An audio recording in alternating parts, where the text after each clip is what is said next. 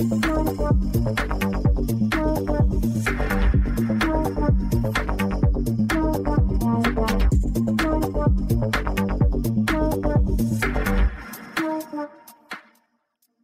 to another episode of Devs on Tape. Today I have a very interesting guest, again from Kscope and Aurora, next to Denver in Colorado.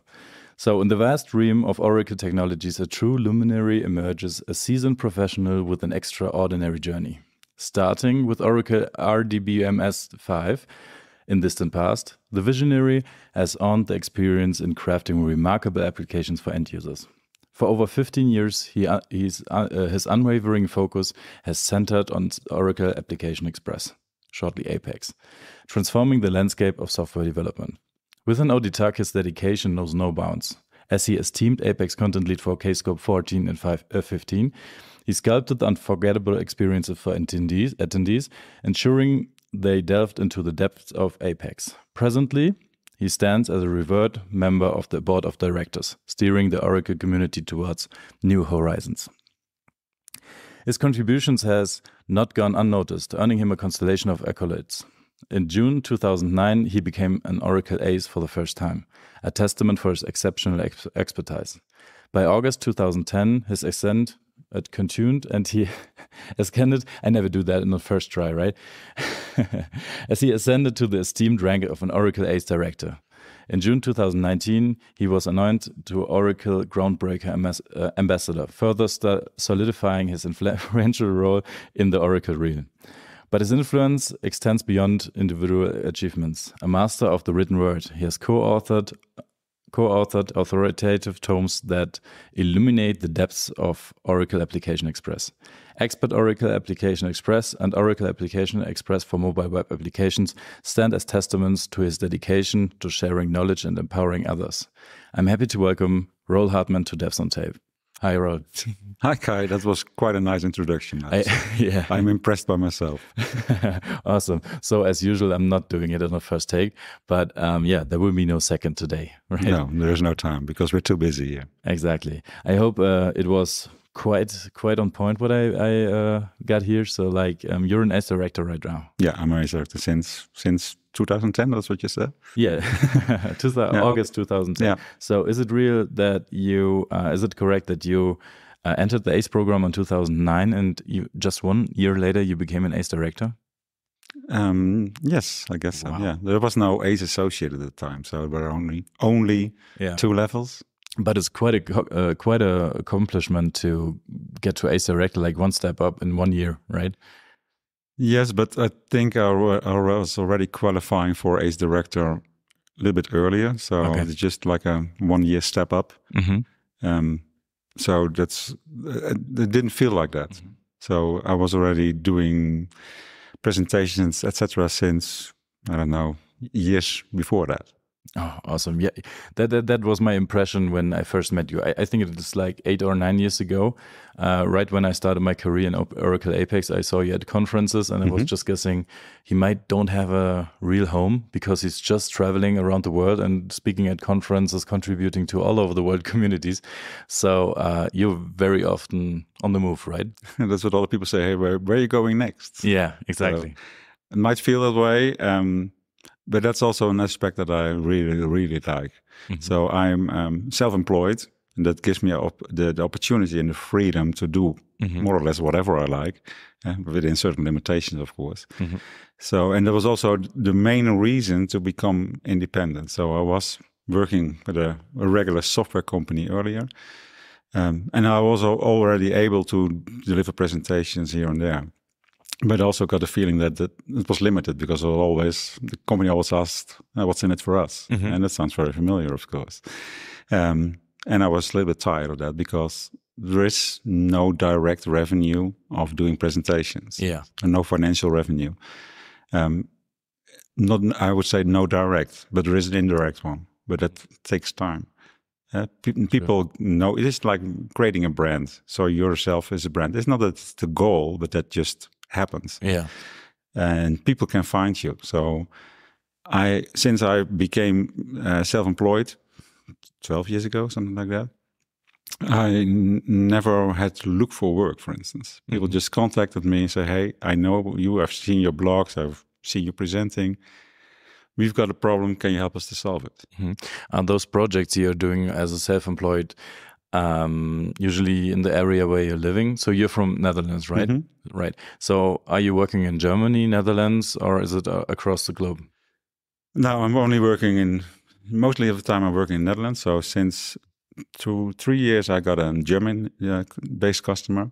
But before that, it was always in the Netherlands. Okay.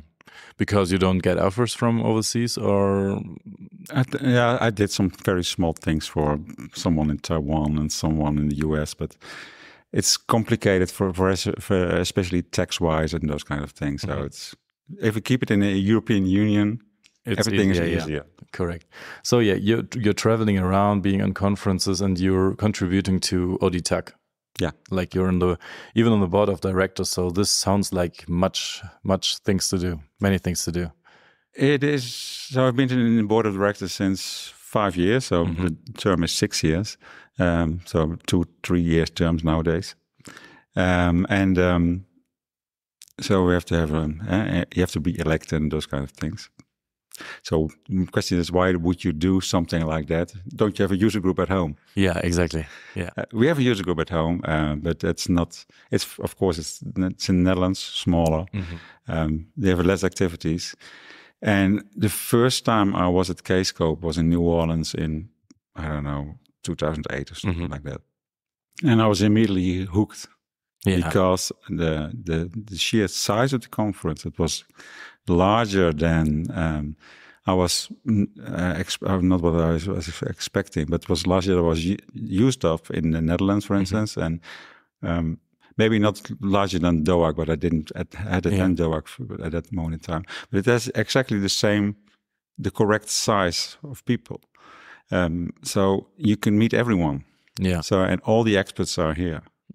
So I was sitting in the pool with Tom Kite, for instance, at that time. So and then Stephen Forresty and all those big names, they attended Kscope, and everyone was very approachable. So you can meet them during breakfast or lunch or dinner or in the hallway or in the pool or wherever you are, and everyone was approachable and friendly, and that just say, hey, this is the place where I want to be. Yeah. So I only missed one Kscope in all those years. So you were attendee, right? You're not presenter at that time, or did you start as the first time I was only an attendee. Okay. And I remember showing something. We had a pretty neat solution at that moment in time, which enabled drag and drop stuff in Apex. And so I showed that to the Apex development team members at that time. David Peake was one of them, and Joel Kalman was there as well, and there were a couple of other ones. And so I showed them that this is what I created, and they were amazed. Said, hey, can you do that in Apex? So they were surprised that you could do that in their product. I said, yeah. And so then I listened to the presentations, and I said, the presentation is pretty good, but I can do that too. Yeah, I would say I could do it better, but yeah. So some aspects you would change, right? So you had ideas to do it better. Yeah. So the solution that I shown there, I just turned that into a presentation because apparently it was something special. Sure. Yeah. So I didn't think it was very special beforehand, but other people did, and that's a lot of times if people don't want to present, because they say I think it's scary to present, or but one of the other reasons usually what I'm doing is not that special, and that's totally wrong. Yeah, because there's always people in the audience that are surprised by the solutions or the ideas that you're presenting, even because for you they are quite normal. Yeah, but they are special for other people. And I think this is the role that the voters or the reviewer of the abstract submission, the call for paper is doing, right? They're listening or they're reading your abstract and seeing if this might be interesting for the broader mass. So it's always a great thing to submit like 3 or 4 talks, even those you would not expect to be so useful for like everyone, but there might be people who are interested in exactly a solution you did before, right? So you had a problem maybe, and then there are two options. You find a solution from someone else and you know that there are blogs and tweets or whatever about that, or you made a solution for a problem your own. And then you didn't find anything in the web for that. So this might be interesting for many other developers too. Yeah, so that's the point. Yeah, exactly. That's the case. But as also people think if they, we would love to see other presenters, new presenters at not only here but also at the Dutch user group, for instance, and probably in Germany is exactly the same. We want to see new people. And how do you get them to present? So one of the things is people might think if I can only submit a presentation if I already have it ready. So all the slides should be there, the demo should be there, etc. That's not the way I'm doing it. No, never. Never. So usually what I'm saying, hey, this is a nice subject. So I come up with a title and I come up with a short description and saying, hey, this is my submission. And then they accept it, and then they say, oh, and now I have to deliver as well. Yeah, this is a motivation to learn, right? Exactly, that's the way I use it. Also, there was I did a presentation a couple of years about Docker. So my idea said, this is a cool technology. I want to know more about it, but I don't have the time or no specific good reason to do so. But I submitted an abstract, Docker for Dummies, and with a story in there, and then got accepted. And then I said, okay, now I have to dive into this technology, and it's an opportunity to learn. And that's great. I remember those talks. I saw them a couple of times because you are attending so many different conferences, and you don't have to reinvent the wheel every single conference, right? So you have like a repertoire of current presentations, and then absolutely. It's just a matter of reuse, recycle. Yeah, sure. Of course, there are always new attendees on conferences who likes to have you speak about this topic. And at least if you are presenting the same presentation for a couple of times, it's getting even better, right? Yeah, so I did this morning. I did a presentation. I don't know exactly how often I've done it, but I think maybe 10 times now. Yeah. But it's always a different hook. It's not totally scripted. They're not always the same because there's always reaction from the audience and asking questions and those kind of things. So there's always a little bit different. The first time is always the hardest one, and then it's brand new, and then you get into a certain flow, and delivering those kind of things is better. And you don't submit it for the same conference twice. That's not what I'm doing. But it's like there's a whole year of conferences, and every conference I'm just submitting the same presentations, and then you have to come up with a new one. So I got some new ones. I got 2 new ones which is just a title and a short description, but I have to create them because I have to deliver them in the fall, at least I think in Croatia. So it is not in Zagreb, it's the other one, right? Yeah, on this island. On the island. Yeah, this is a great conference. I was thinking of that again, also, but let's take a step back. So you were starting to present, right? And then you present even more and more. And how does this journey proceed? So you're ended as a board of director member. How does this happen? Yeah, so I liked Kscope, and then I said I want to give back to the community. So Kscope gave me a lot because I met all these great people. The people I only knew from the internet. They were just there and regular people. So I said, hey, I want to give back to the community. So I started doing the content chair. So the first thing was just in the committee for judging abstracts, of course. So it's like a growing path. So you're going to the abstract selection committee. Then I was content chair, and then you get to know more and more people. And I just love the organization and the things that we're doing. So now I want to give back to the community, because while ODTUG is US based, it is a worldwide organization.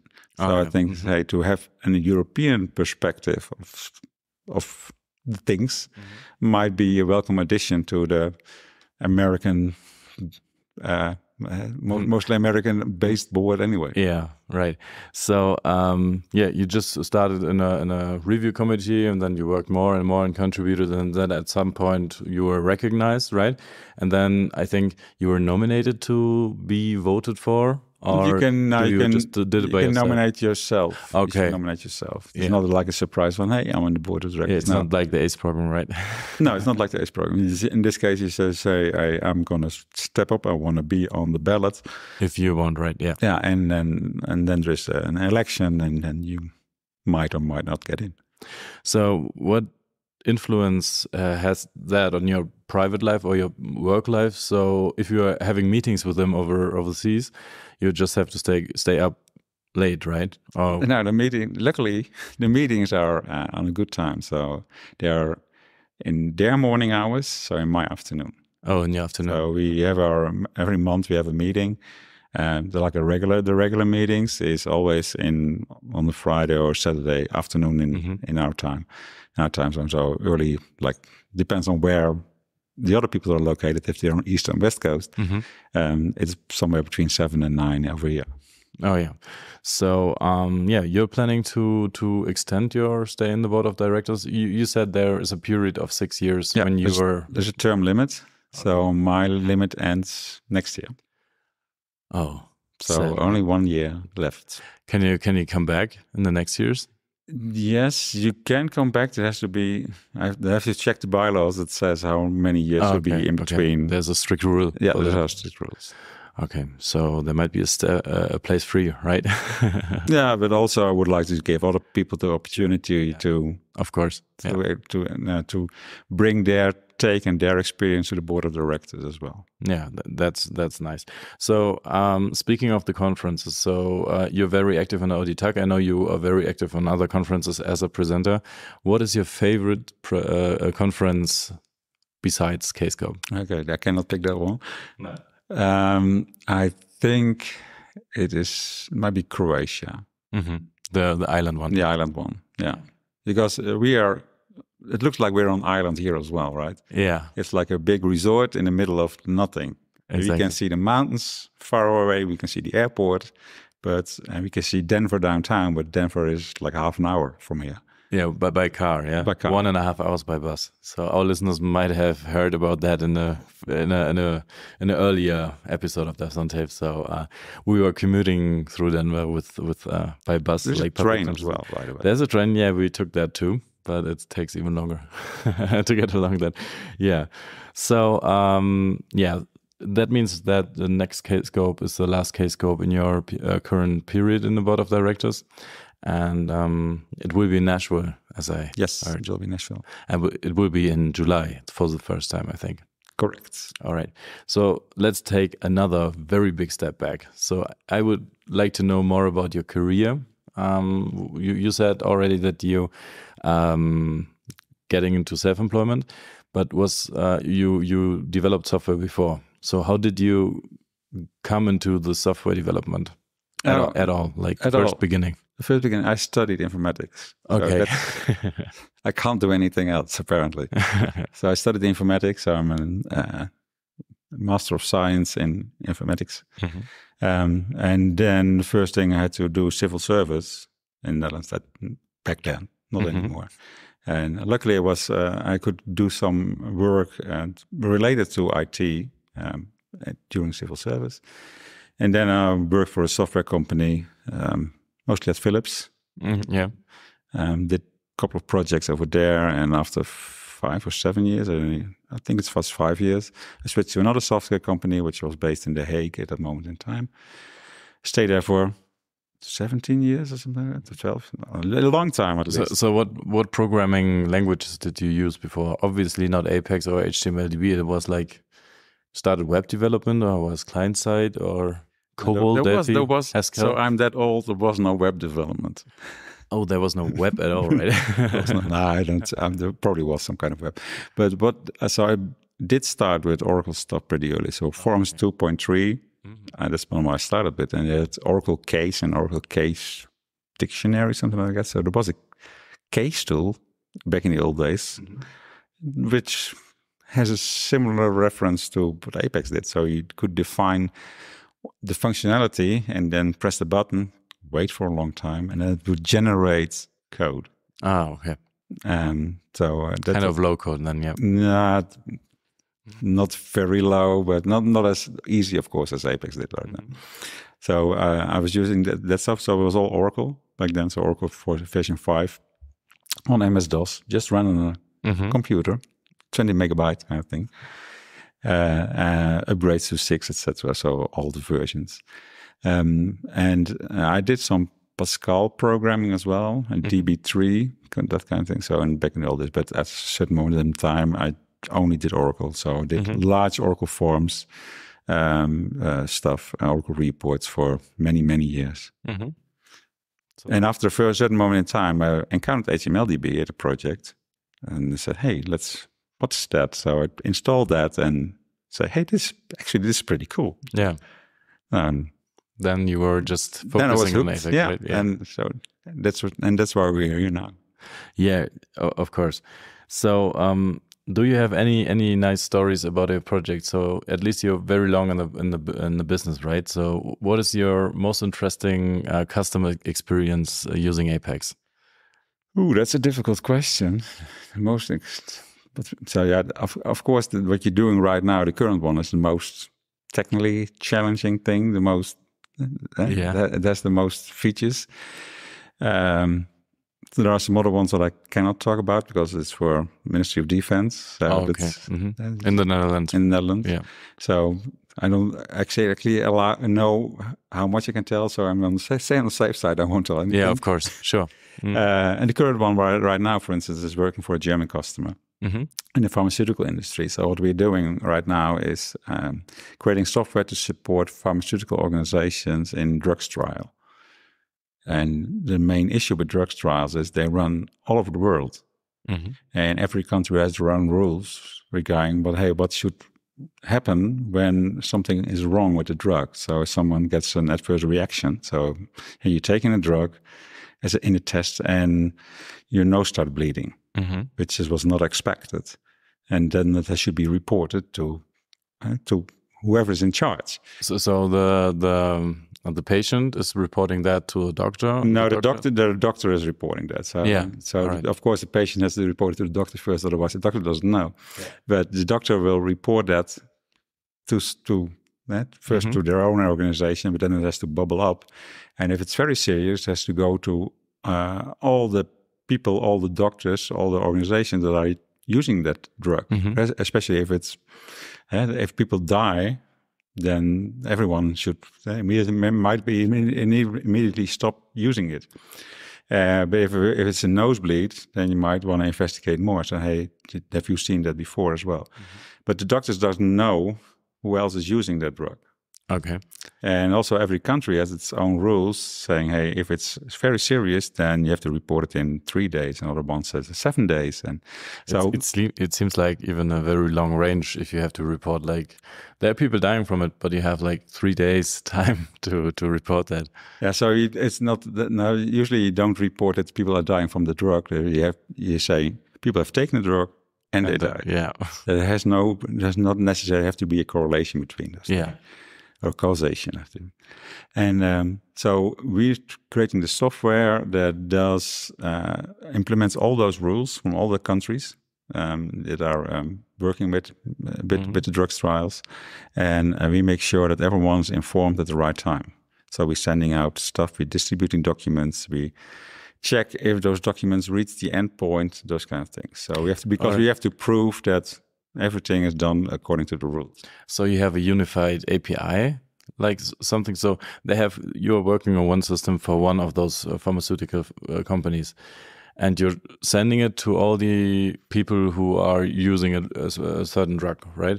Are you sending out just the documents to the doctors that are using the prescriptive drug, or do you send the information to another system which is equally from another company creating drugs? No, we're sending we're sending out emails, they might contain those documents or not. That's depending on all kind of settings.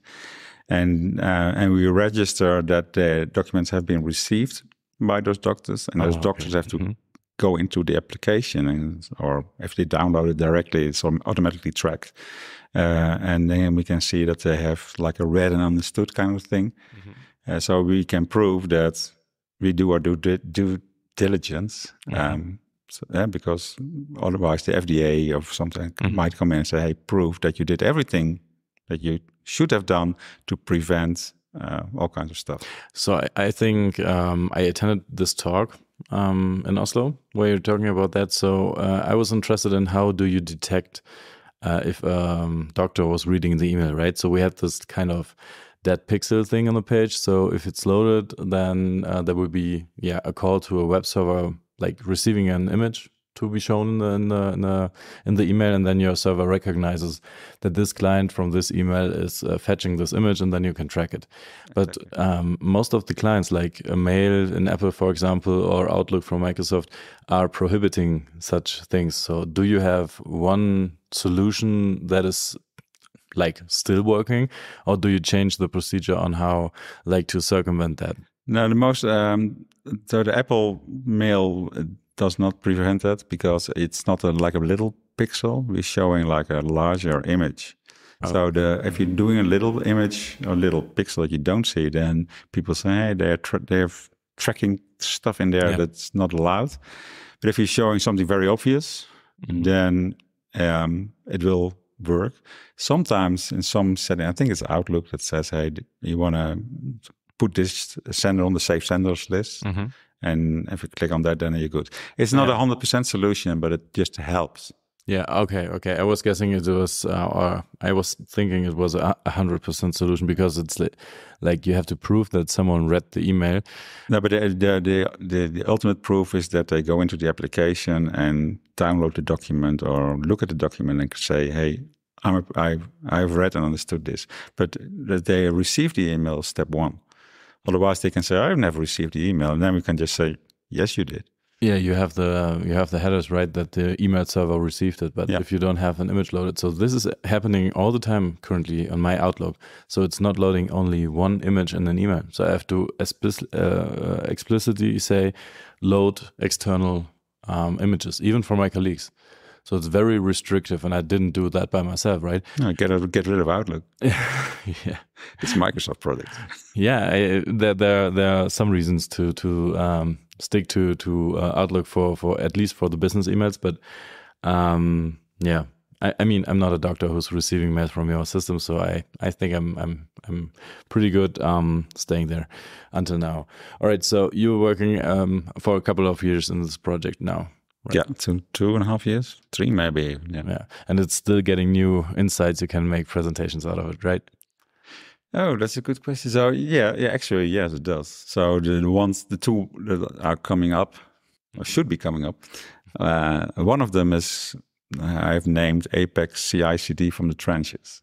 So we're doing CI/CD. So there's all people that saying we know how to do it, and they have a theoretical story, and maybe you say, hey, we've implemented this with Jenkins and all kinds of flows.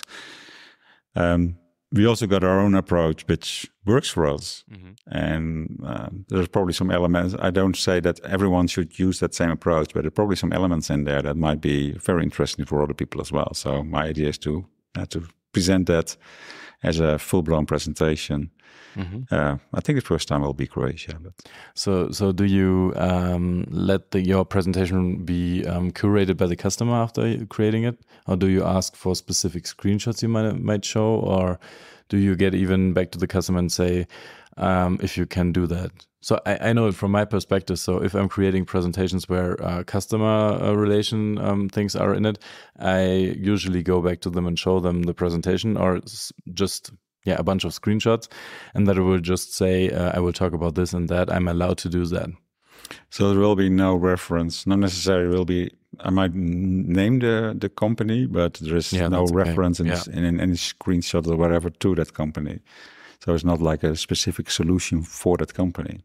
It's just like little bits and bytes that we have implemented for them, but it can easily be reused for other ones. So I don't think I need to find approval, but maybe I should, but yeah, I mean, if you're depending on the depends on the customer, of course. That was exactly my thinking, that as you were talking about the technique you're using to, we have to call it track the users that are reading mails.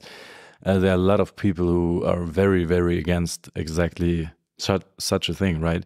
Because even if there are doctors and that's something they have to do, they have to receive the emails, they have to track that, it is not in their mind to be tracked automatically, right?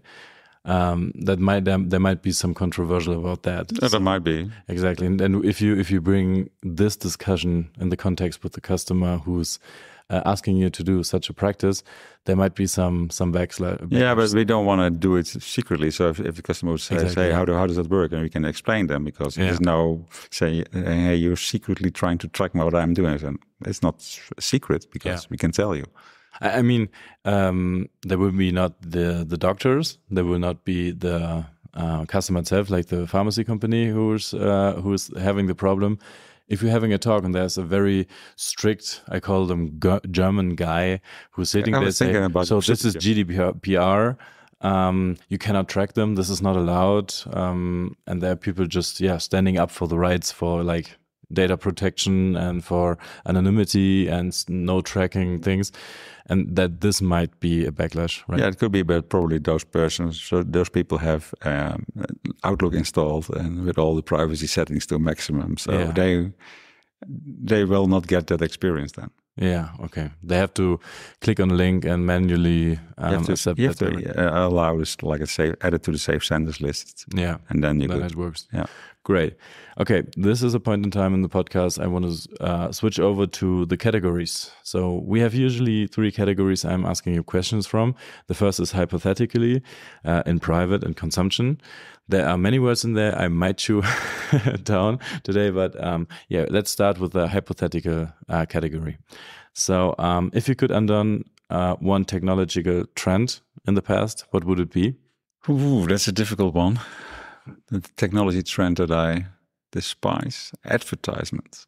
Advertisements at all? Spamming email spams, those kind of advertisements.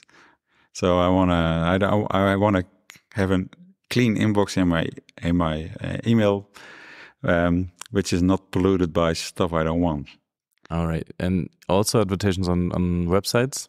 Oh, if you go to websites, asking a cookie. This is not an advertisement. Like banners, I mean, banners are more often blocked away from Chrome or something like that. But advertisement in the internet as a I think that I hate the cookie. What is it called? The European cookie banner, thing that every website asks. Are you okay with cookie? Yes, of course I'm okay. So reject all or accept all. Yeah. So that's the most stupid thing that's ever been implemented. Yeah. Okay. That's a great answer. I was asking a little bit further because I was just thinking of, if we wouldn't have any advertisement on websites or emails, there wouldn't be free services, right?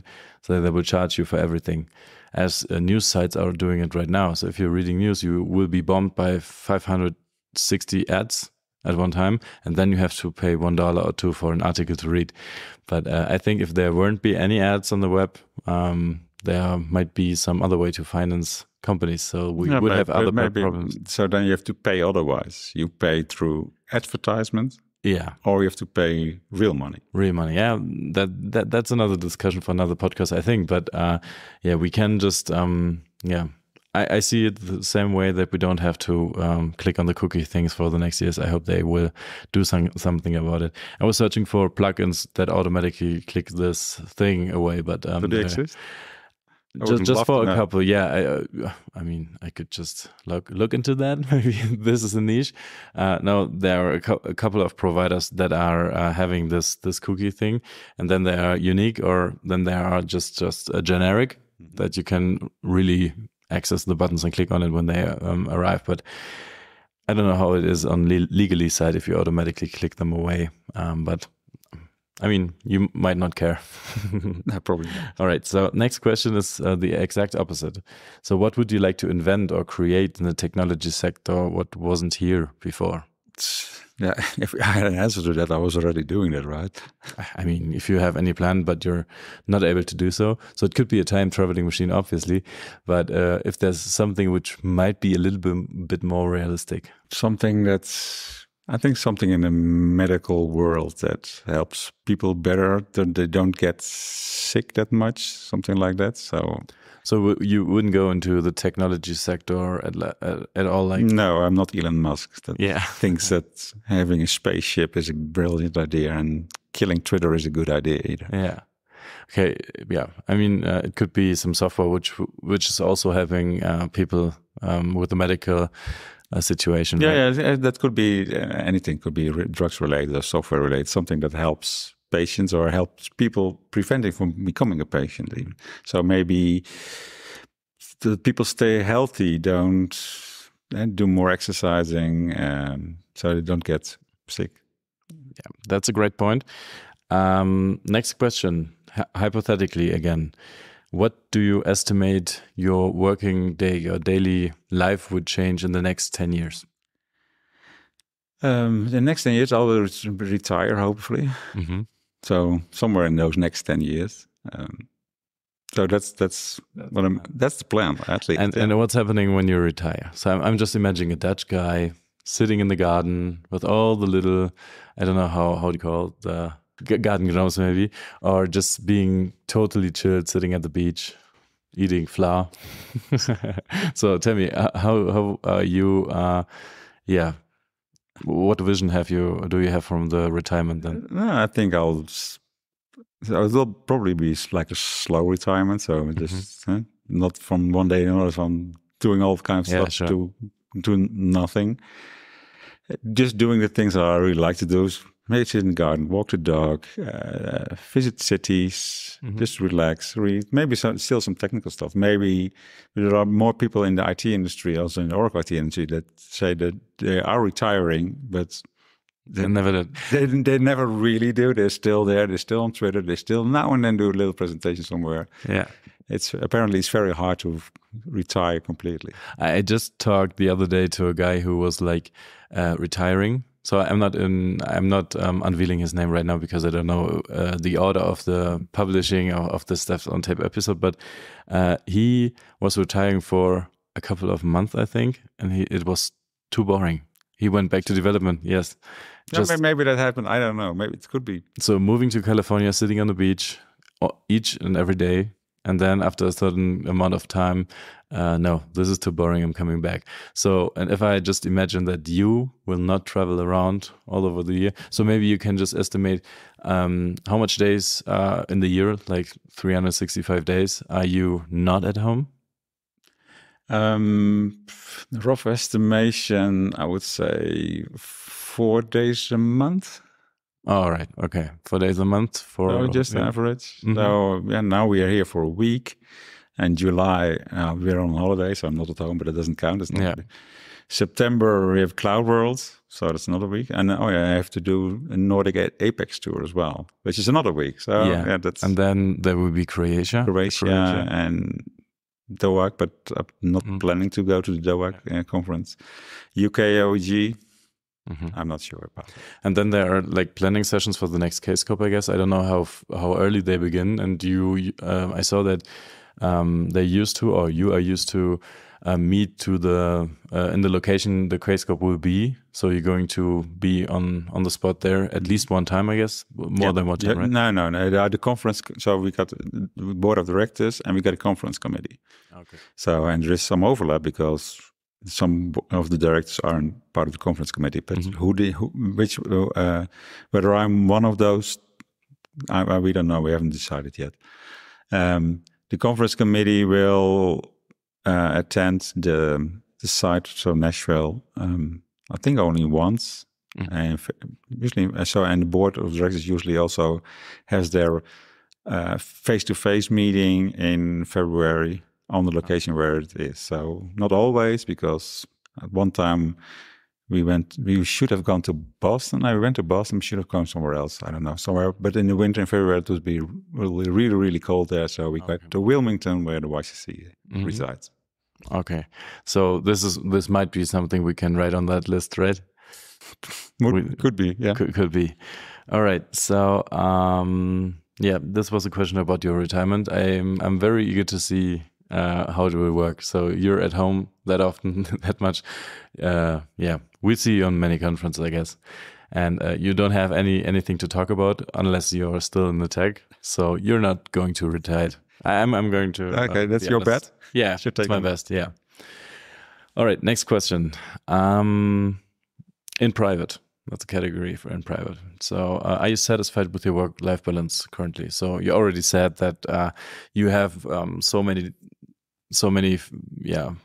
you can do what you want, right? So, and I guess you are really doing what you want, and you don't have you don't have problems with your work-life balance currently, right? Absolutely not. Otherwise, it will be my problem, right? So, so I can influence my work-life balance perfectly. So, I'm working from home for 100% not because of COVID, but because our project team is in the UK, Germany, Philippines, etc. So. It doesn't make sense to go somewhere where not everyone's in there anyway. So, and I work 4 days a week, which is perfectly fine for me. Awesome. It sounds so enjoyable, right? If you just have everything in your own responsibility, you can do whatever you want. All right, you're not going to retire. I say that again. It will be too boring then. Another question from the in private category. What role does your private environment play in your job? So, are you surrounded by geeks or nerds, or are? No, yeah. In my work, yes, of course, but at home, no. My wife's a doctor. My oldest daughter is a doctor, but she doesn't live at home anymore, and the youngest is a student in communication. So there's no nerd talk. Nerd talk. No. So if there is nerd talk, it's usually when my wife and daughter talk medical. Okay, and you can't follow, right? No, they have. So we might have difficult words and abbreviations, but if you're a doctor, there's lots of difficult words that you don't know about. Do you have touching points with your wife or your daughter regarding your current project you were talking about? They know about the current project, but they're not part of the. So they're not the doctors. They were referred by this company because they might not receive those medics or something. No, they're not the doctors that do drug trials. Okay. Oh yeah, drug trials. Not yeah. All right, I guess. All right. Next question from in private. Would you show us your screen time on your iPhone without blushing? So very active in social media. I know. I think I switched it off, but you don't have anything running right now. You mean? I mean, I switched the screen time thing off. Oh, the functionality. All right, so you cannot show it, so you're not going to blush, right? No. All right. Next question. But usually on the it totally depends. So right here, I might spend quite some time on Twitter and in the Kscope app, but back at home is more news, I guess. Mm-hmm. Just news. Yeah. This leads me to the next and last category. So it's regarding consumption. How do you consume news, like regular news, and an extent to that, new knowledge? So regular news, I'm using the official sites from the Dutch news agencies to follow the news, and we got an electronic version of a paper. So we had a real version, paper version, of course, but we stopped having that and just an electronic version. Yeah. So I can read those things as well. The technical news, the work related news. Usually, Twitter is still my first source, which might link to blogs and those kind of things. Sure. Or short videos. I don't like longer videos, by the way. Okay. Yeah, longer videos. I mean, we made this experience on our own that short videos, even if they're embedded in Twitter, way more got way more engagement on there. All right, so Twitter is your first choice, and even short conferences, right? So are you attending the talks and conferences that much, or do you have so many to do on the? So right here is so much else things to do, so I cannot. Recording podcasts, for example. Recording podcasts and those kind of things. At other conferences, I'm trying to attend as many sessions as I can. Yeah, sure. So this is another source of knowledge. Great. All right. this leads me to the next question, which is also in the consumption category. How do you deal with the growing flood of information via various channels like news, notifications on your phone? So let me guess, all turned off. Lots of them are turned off, yeah. So you don't have to deal with too many notifications on your phone during the day, and no. So during the conference, everything is on silent, so I don't. So I feel the messages coming in, like that. And the board here uses Slack as their main communication feature. So I definitely need to watch that because I might need to do something somewhere. Of course, I see the emails coming in, but if they're really important, then you might see it on the first look, right? And then just say ignore or swipe left or swipe right or whatever. Yeah, that's the right way to do. All right, last question from the consumption part. Do you turn off your cell phone at night? Yes, it's on silent at night. So that means that my family can still reach me, but everything else will be blocked. That's very interesting because between 10 in the evening and I think 8 in the morning. The last 5 recordings of the podcast, it was always the same answer. So there are some people who are turning off their phone completely. There's one person, she's even putting her phone in a different room at night, charging it in the bathroom, not having it in the near of the bed because it's, I want to have it near me because, let's say, the family can reach me. Yeah. So if something, my parents are quite old. So they're both still alive, luckily, but they are around 90. So you definitely need to be reachable, right? Yeah, so that's why I have the phone with a bedroom stand, but it's on silent, so they can reach me. So they will go through, but nothing else will. Awesome. Okay, so that's it. All my questions are done. Thank you very much, Roel. It was a very great insight in your life, in your traveling life. So it made it very clear for me how it works. And it is a very great vision to be so good in contributing at conferences. And the same way you entered the conferences should be something newcomers and freshly employed people who want to try to present at conferences, that's the right path to do so, right? Attend a conference, look at speeches or presentations, and then try it by your own. And you might find a mentor or someone experienced. Yeah. There's a mentor program even, so if you can mention that. There's a MASH program, MASH, where experienced people can help less experienced people with their presentations. So they can help you creating the presentation, creating abstracts, create ideas. It's just like a mentor-mentee kind of thing. So if people are interested in doing so, then look at the MASH program. That's awesome. All right, Roel, thank you for your participation here in this podcast. And I hope you have a great and successful conference for the last 2 days now. And yes, thank you for being here in the podcast. Okay, thank you, Kai. It was nice talking to you. All right, bye.